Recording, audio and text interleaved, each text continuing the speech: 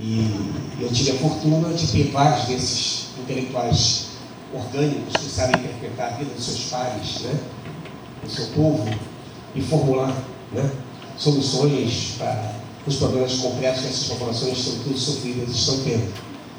E eu tive a fortuna de, nessa Amazônia, ter convivido com pessoas absolutamente fantásticas que me ajudaram enormemente a ser o que eu sou. Né? Será que é uma coisa? Mas, enfim, então, voltar à Amazônia é sempre para mim um momento de inspiração, de alegria verdadeira, né? E me dá uma enorme alegria, uma enorme emoção. E, sobretudo, por você estar com 70 anos, não é isso? Você poder olhar para pessoas de uma geração, né, com 35, 40, 45 anos, que está iniciando uma carreira acadêmica, né, e já com essas implicações que dizem inspirar o que a gente andou, de certa forma, fazendo. Né? Então, eu queria agradecer enormemente e dizer que dá uma enorme satisfação, né, de que valeu a pena, que vale a pena, né, ter pessoas como vocês e, sobretudo, com o significado que a Amazônia tem para o mundo todo. Né? Então, quer dizer, da minha enorme alegria, da minha enorme emoção de estar, nesse momento, recebendo esse tipo de homenagem, que eu acho que é tudo que alguém pode esperar com 70 anos. Né? Enfim, imagina, embora o Walter estava dizendo que, nessa verdade, essa ideia de eterno aprendiz, né, dessa inquietação permanente, que me faz, o Walter já disse várias vezes, para Bruno também, são pessoas que, embora Edir também, pessoas com as quais têm sido alunos em algum momento da vida, né, são pessoas que hoje eu digo com maior tranquilidade porque eu aprendo muito, né, porque são pessoas que, na verdade, conseguiram se apropriar de algumas ideias. Né. Eu me lembro que eu estava iniciando esse debate chamado pensamento colonial. Eu tive a fortuna de Walter ter sido aluno naquele momento, na virada dos anos 2000. Né? E, obviamente, boa parte dos alunos ficava sem saber ao certo o que estava se passando. Agora, imagina alguém que veio encabetar, né, na periferia da periferia da periferia, né, o que significava ouvir aquilo. Né? Como aquilo, na verdade, vinha ao encontro, né, de situações, né, que são a característica dos grupos subalternizados, das regiões subalternizadas, é que a visão que se tem sobre elas é exatamente uma visão sobre elas, não é uma visão delas. É isso? Por isso que a maior parte dos grupos que são subalternizados, oprimidos, né, a primeira coisa que eles têm que fazer é tentar desconstruir a visão que se tem sobre eles, para depois eles dizerem quem são. Né? Então, é um processo de desconstrução necessária. Né? Então, por exemplo, na verdade, a visão que se tem a respeito da Amazônia não é a visão dos amazônidas. Eu me lembro da briga que eu tive quando estava publicando o Amazônias com o editor, que não aceitava a palavra amazônica. Ele dizia que a palavra não existe, isso não existe, ninguém inventa. Né? Que a palavra de um pouco não aparece. Né? Então, a ideia, né, de construir, né, um mundo a partir de outros lugares, né, de formulação, né, a importância de fazer com que o mundo apareça enquanto mundo. Né? Essas são as principais características que a gente vem denunciando, né, junto com vários autores, chamado pensamento eurocêntrico, né, que a gente deve ser capaz de distinguir, né, entre o pensamento eurocêntrico, aquele que centra tudo como se fosse a Europa, fosse uma espécie de medida comum, eu mede-se o mundo a partir da Europa. Eu até inventei um aparelho chamado eurômetro, para medir o grau de europeidade de cada lugar do mundo, né? Quanto mais perto você seria mais desenvolvido. Né? Então, na verdade, é como se o mundo só falasse a partir de uma província do mundo, que é a província europeia. Né? Chamar a Europa de província, né, é tipo de um abuso, né? Na medida que, na verdade, a Europa, inclusive, a Europa parece para uma parte de nós, né, como se fosse um continente, não é isso?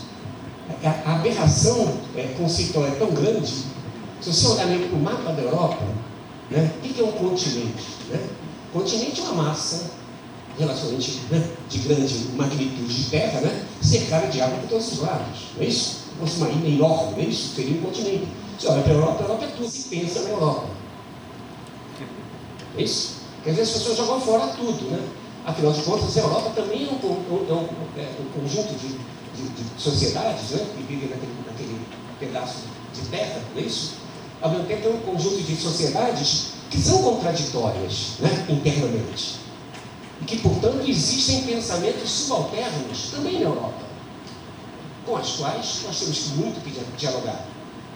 Isso? Então, por isso, uma coisa é saber fazer a crítica do eurocentrismo, né? É aquela leitura de mundo que tenta encarar o mundo a partir das categorias tipicamente europeias. Né? Ou seja, que não é capaz de entender que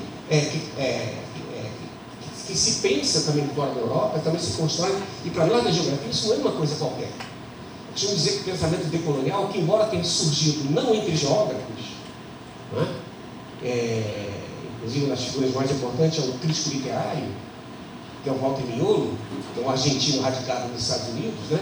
Ele precisou chamar a atenção para isso, né? Quer dizer, a gente tem, na verdade, essa diversidade, né? Ele tem até um texto que a gente até traduziu lá no nosso programa de pós-graduação, que ele autorizou que nós traduzíssemos, chamado Espaço Geográfico e Localizações Epistemológicas. Que é uma questão que, por exemplo, a geografia não havia levantado essa questão. Ele, como crítico literário, levantou. Ou seja, as epistêmias, ou seja, as diferentes maneiras de pensar, têm a ver também com os lugares onde elas foram formuladas. Né? Isso para nós da geografia não é qualquer coisa. É isso?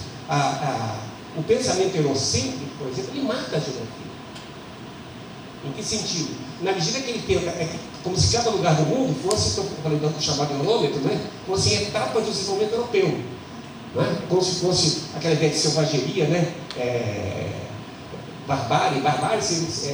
Selvageria, barbárie e civilização, né? Como se uma evolução, não é isso? Que na verdade, na barbárie são alguns povos da África, da Ásia, sei lá, da Oceania ou da América, não é isso? Vai evoluindo até chegar à civilização que são os europeus. Né? Como se na verdade eles olham o mundo, né? Na verdade esvaziando o sentido que os lugares e as regiões têm. Parece só a Europa fala, que as categorias são todas europeias. Né? Então isso significa dizer que a geografia não fala. Os lugares não falam. Isso na geografia não. Ou seja, a crítica do eurocentrismo ela é fundamental para aquele geógrafo, né? Para deixar com que o mundo fale nas suas diversidades. Né? Que isso, as questões fundamentais fosse o globo terrestre, fosse a superfície terrestre toda homogênea, isso não teria nenhum sentido para a geografia. Né? Isso até os geógrafos mais tradicionais, como Richard Hartshorne, por exemplo, vai dizer que a geografia é o estudo da diferenciação de áreas. Embora se possa dizer que isso é muito pouco, isso ao mesmo tempo diz o que seja geografia. Embora seja um geógrafo mais conservador, mais tradicional, ele está dando uma indicação do sentido da geograficidade, a diferença dos espaços do mundo. Né?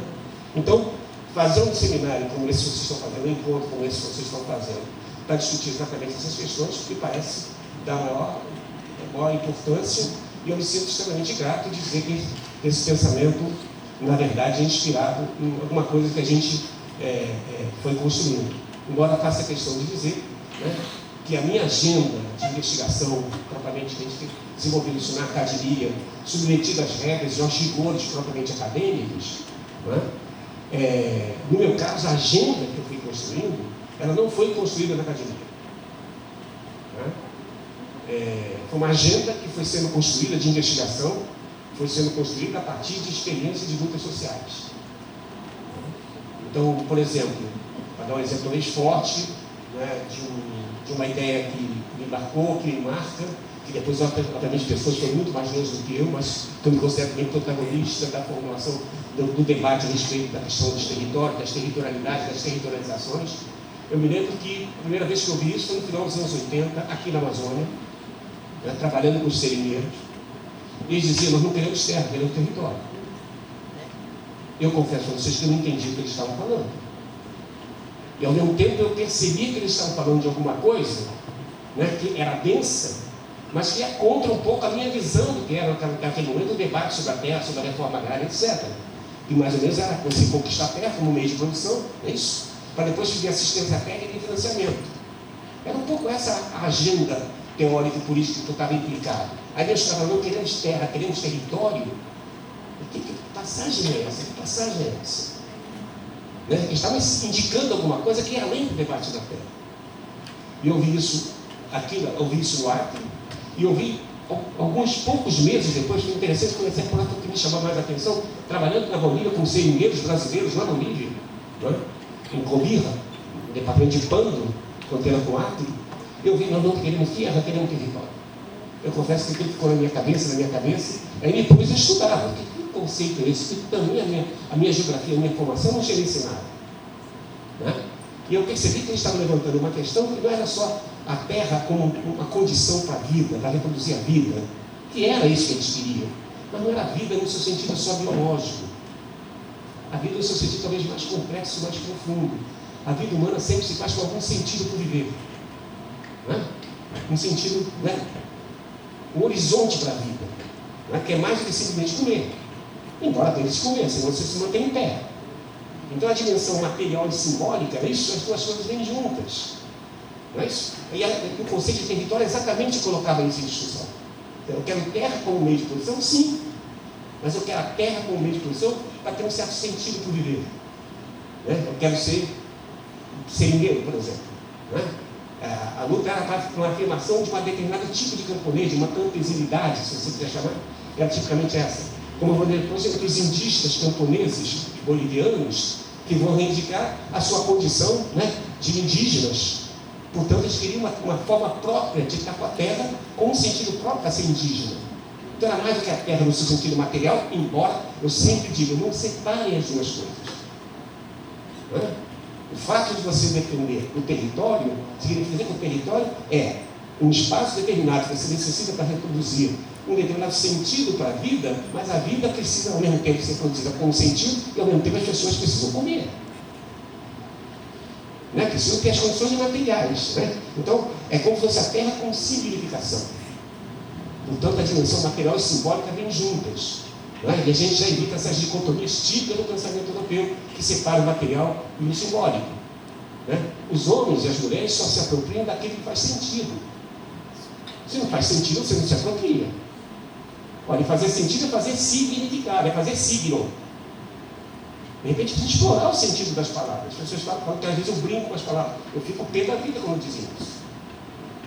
Eu acho que eu levo as palavras a sério. Não é isso? Eu exploro o sentido delas profundo, porque se trata sempre de ressignificar o mundo. O que a gente está passando nos dias que passam, que corre nos dias de hoje? É oferecer outro sentido para a vida, além desse mundo monstro que está se avizinhando com toda a violência que já está nas nossas periferias. Não está discutindo o monstro do amanhã. Já está discutindo as nossas periferias. É isso? Onde, na verdade, na minha casa, por exemplo, na casa de uma pessoa de classe média, a polícia não entra dando chute na porta. Mas todo mundo sabe como é que age uma periferia. Não pede licença. Né? Ali já não se tem cidadania há muito tempo. Né? Como há pouco tempo foram perguntar para Ayrton Krenak, né? Logo depois da eleição do monstro para presidente, quando eu entrevistava Ayrton Krenak, como é que os indígenas agora iam viver com esse mundo aí? O cara dizendo que vai ter mais 1 centímetro, 1 milímetro de terra para indígena. Aí o Ayrton Krenak dizia, vem cá, vocês brancos vão ter que se virar com ele, porque a gente está 500 anos que estão fazendo a mesma coisa com a gente. Não tem novidade para a gente.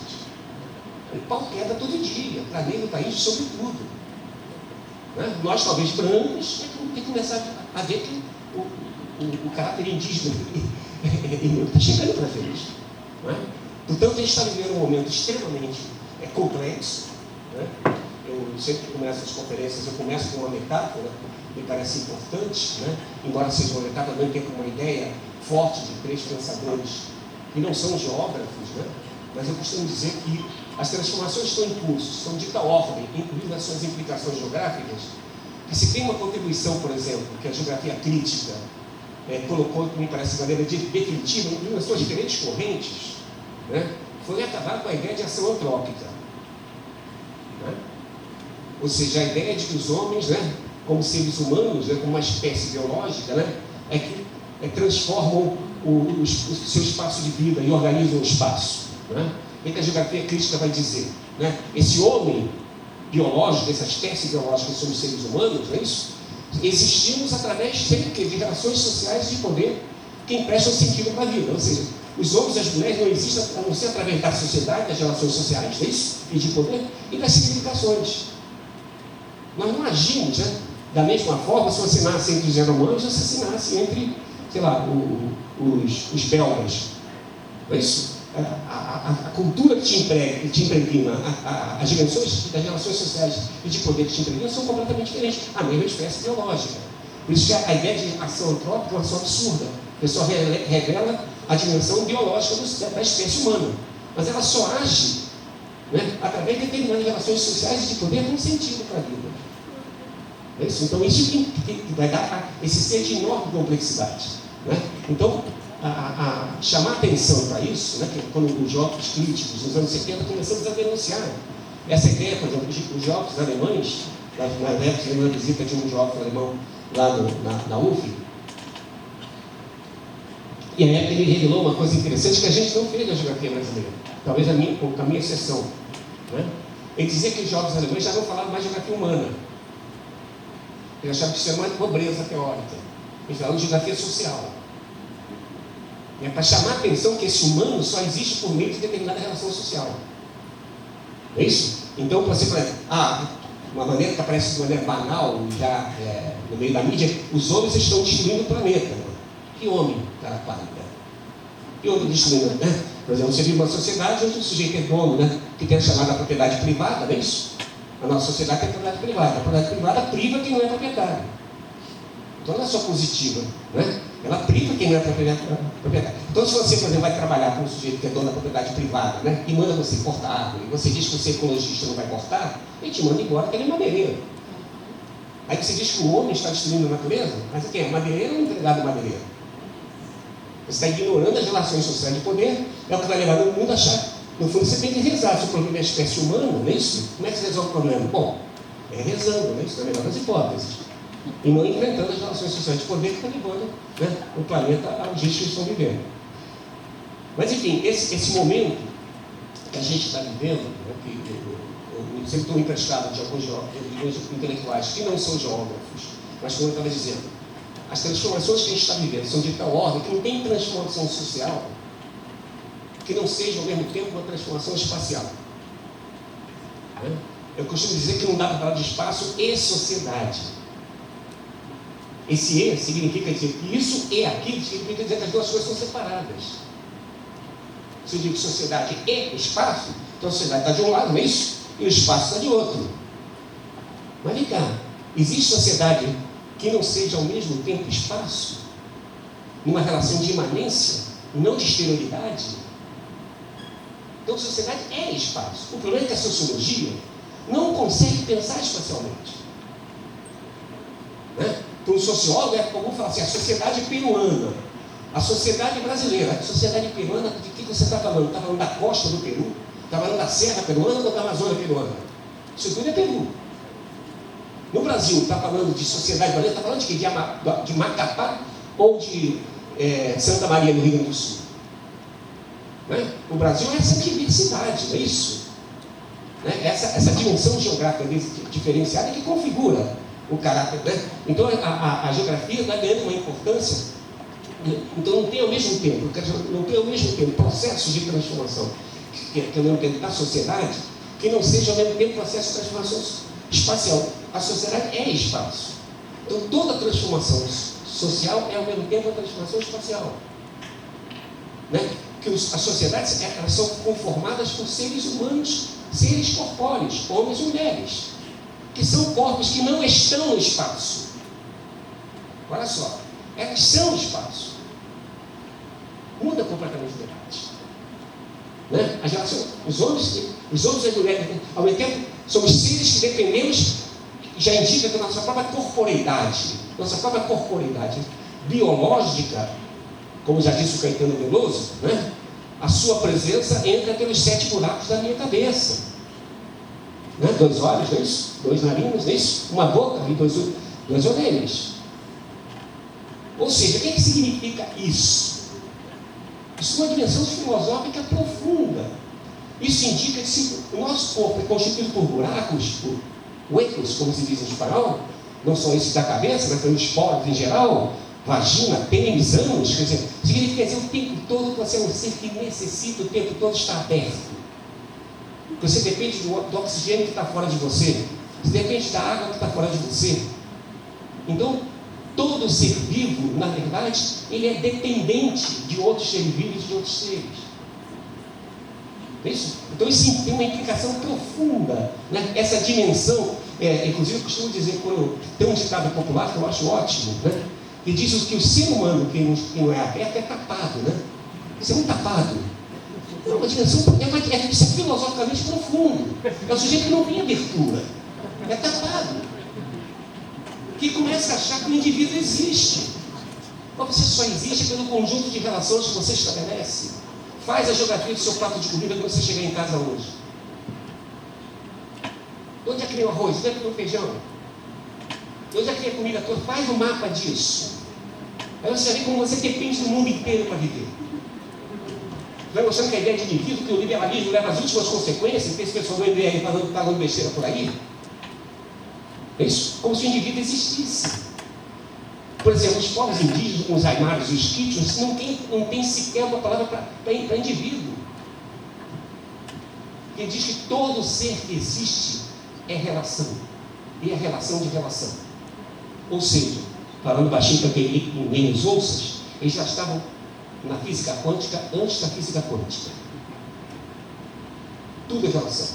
Aliás, eles também não têm uma palavra para a natureza. Não diga que índio está defendendo a natureza, é outra absurda, uma violência contra os indígenas. Eles não têm sequer uma palavra para a natureza. Porque ter uma palavra para a natureza significa dizer que os homens estão fora dela, que é o conceito ocidental de natureza. Como eles não se veem separados, eles não têm uma palavra para a natureza. A palavra Pachamama, pelo amor de Deus, não traduza por natureza. Pacha, em Quichua Aymara, significa espaço e tempo ao mesmo tempo. Eles não têm uma palavra para espaço e outra para tempo. Você é o quê? Você é uma idade, não é isso?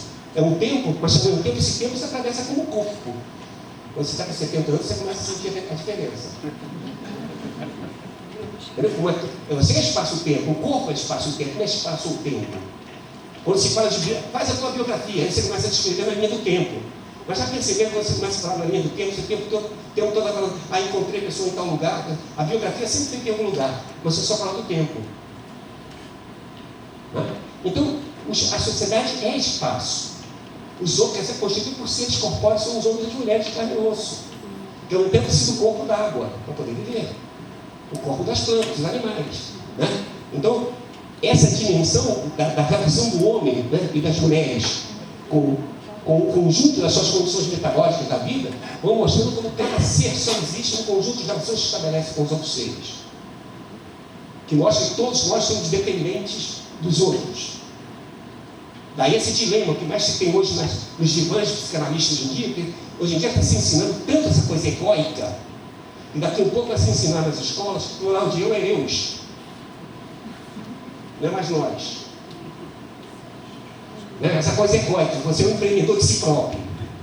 Isso mata. Isso mata. Não é à toa que as doenças mais comuns hoje dos divãs psicanalistas é esquizofrenia, é bipolaridade. É o cara que está eufórico, porque tudo que ele fez deu certo. Ele é o de best. Ou então tudo que ele faz deu errado, ele é o de besta. Ele vai de besta rapidinho. Ele vive uma esquizofrenia profunda, porque acha que tudo que acontece com ele é fruto dele. É como se tudo fosse essa ideia egóica que fica sendo vendido todo dia nessa ideia de empreendedorismo que está com esse individualismo levado às últimas consequências. Como, por exemplo, a outra dimensão, eu falei da dimensão metabólica da dependência dos homens e das mulheres do conjunto de relações. Mas, por exemplo, se eu começasse a falar aqui, eu já sei que esse cara é maluco. Porque se eu estou falando alguma coisa e vocês estão entendendo, isso é a língua. Né? A língua só existe se é uma construção social. Não existe língua individual. Não sei se vocês já pararam para pensar, ou se vocês estudaram no mínimo de psicologia, né? É que todo ser só pensa numa língua. Você só sonha numa língua. O que significa dizer? Você pensa pelo conjunto de possibilidades que te oferece a tua língua. E a língua é social sempre. E mais uma vez, ele fica acreditando na ideia de indivíduo. Isso mata.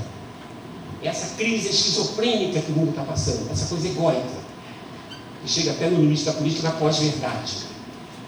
Porque cada um acreditando em si próprio. É um pouco desse caos que a gente está vivendo. Mas isso tudo é para chamar a atenção simplesmente que não tem processo de transformação que o mundo está passando, que ao mesmo tempo não seja um processo de transformação espacial. Isso eu falei, os seres corpóreos que somos nós, né, que vivemos com o sentido prestando para nossas vidas, né, só existimos constituindo o espaço que nos constitui.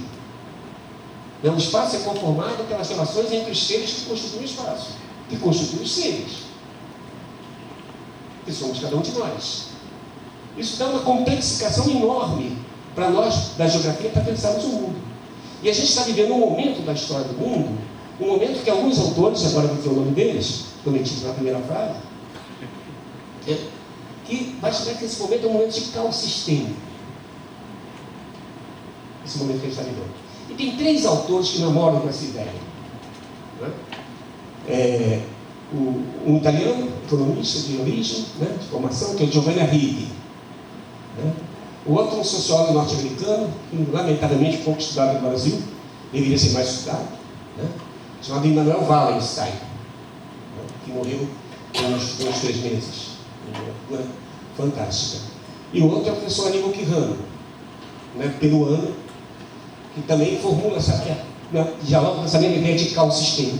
O que eles estão querendo chamar a atenção? Nós estamos vendo um momento de tamanhas transformações, que se assemelha muito àquele momento do renascimento que vocês aprenderam na história, onde o mundo passava por transformações tão profundas, é isso? E dizer que nós estamos vivendo um momento atual, como se fosse um momento da mesma significação. E essas transformações não são só transformações materiais, históricas e geográficas. São também transformações do ponto de vista epistêmico, do ponto de vista do conhecimento. Eu queria chamar muita atenção para isso. Ao mesmo tempo que a gente está vivendo, ali no Renascimento, tem um poeta português que viveu aquele momento, o Camões, que ele dizia que estamos navegando em mares nunca antes navegados. O resto vocês já tinham ouvido. Talvez não associasse a figura do Camões. E ele, quando eu sei que o Camões era português, Portugal estava descobrindo o mundo, estava chegando a outros territórios, então estamos navegando por mares nunca antes navegados, dizia o Camões. Eu queria pegar o Camões como metáfora do mundo atual. Que as transformações são de tal ordem, de tal magnitude, é como se você estivesse navegando em mares que nunca tenham sido navegados. Tamanhas são as transformações que estão em curso. Se você está navegando por mares que nunca foram navegados, eu faço a pergunta: para que servem os mapas? Se você está navegando em mar que nunca foi navegado, o que eu quero dizer com isso? Quais são os mapas cognitivos? Quais são os mapas teóricos e conceituais que podem te ajudar a se movimentar no mundo? Se esse mundo é um mundo que você nunca foi navegado, para que servem esses mapas cognitivos? Ou seja, as teorias que nós herdamos, elas não são suficientes para estar em curso. Então é um momento que exige de cada um de nós muita ousadia intelectual e teórica política. É isso? Onde, na verdade, ao mesmo tempo, nós necessitamos, de alguma maneira, dominarmos a herança do pensamento, ao mesmo tempo, reconhecendo que é um momento de tamanhas são as transformações, só uma delas, que talvez a mais banal e a mais evidente, que é, por exemplo, desde 1492, que o centro geográfico político dinâmico do sistema mundo estava no Atlântico Norte. Primeiro com Portugal e Espanha. Num segundo momento, uma passagem rápida holandesa. Logo depois vem a hegemonia britânica. E logo depois a hegemonia norte-americana. Perceba, todas elas são no Atlântico Norte. E o mundo orbitando, não é isso? Em torno do Atlântico Norte.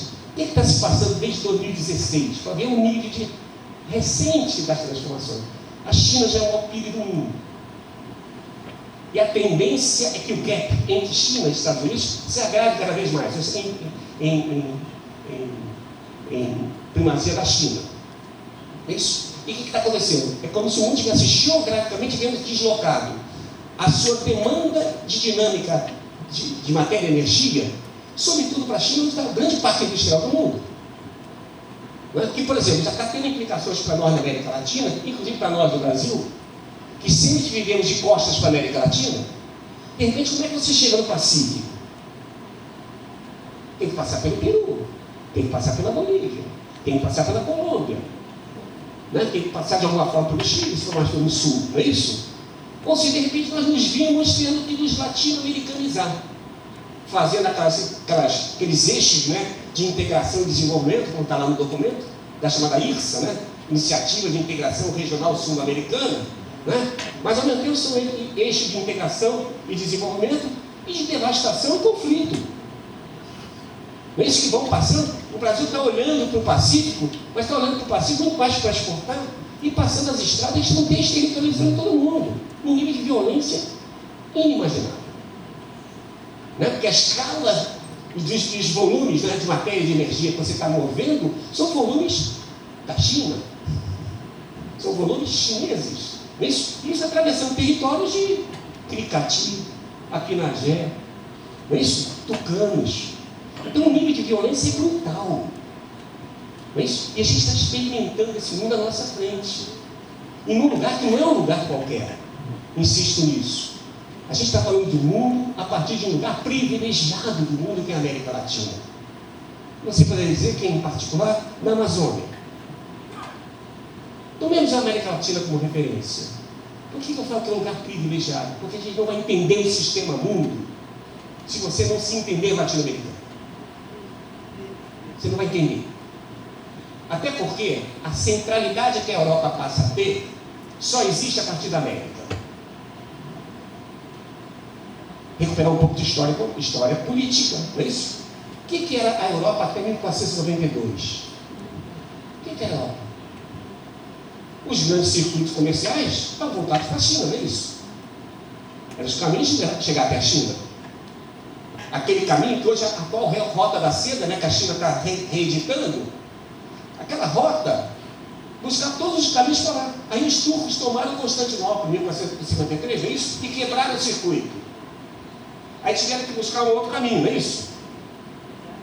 Nessa busca de outro caminho para as Índias, acabaram no meio do caminho encontrando esse continente chamado de América. A Europa até então era completamente marginal nos circuitos comerciais do mundo. O Henrique Dussel, que é um filósofo argentino radicado no México há muitos anos, ele nos informa, por exemplo, que a obra de Aristóteles só chegou a Paris no século XIII. Aristóteles viveu 4, 5 séculos antes de Cristo. Se você somar 5 mais 4, mais 13, são 18 séculos. Poxa, 1800 anos depois, o Aristóteles saiu da Grécia e chegou a Paris. Eu costumo brincar que se você pegasse uma tartaruga, né, botasse um não, e mandasse ela ir para Paris, chegava antes. A Europa estava completamente marginal. E detalhe, o Aristóteles chegou a Paris via Toledo, na Espanha, por uma tradução feita pelos árabes. Você já viu que o eurocentrismo não te fala nada disso, né? E a Europa era completamente marginal em 1492. Quando se quebra aquele circuito que levava, né, o Mediterrâneo conectava lá com a China, aí vão buscar outros caminhos. No meio do caminho estava a América. O que a América vai se constituir? Os europeus vão chamar de Índias Ocidentais, né? Eu prefiro a expressão do Henrique Dussel, vai chamar de Índias Acidentais, né? E a presença da América é a exploração da América, do ouro e da prata da América, que vai dar o dinheiro que vai levar ao desenvolvimento do capitalismo europeu. A Europa não seria nada se não fosse a exploração da América. Então a Europa não se entende a Europa sem a América. A Europa está na gênese do sistema mundo. E na condição do sistema mundo como um sistema que é desigual, centro-periférico.